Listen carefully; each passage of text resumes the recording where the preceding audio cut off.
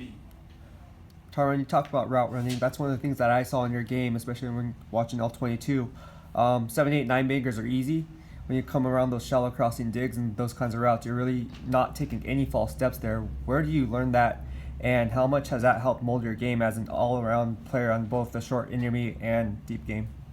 It's just work, and it helps when you got like when you play with guys like Keenan Allen, Davante Adams. You know what I'm saying, just taking a piece from their game, adding to yours, they'll shoot it up. So at the end of the day, I just try to work on my deficiencies in the off season, stopping, route running, because I know I can run fast.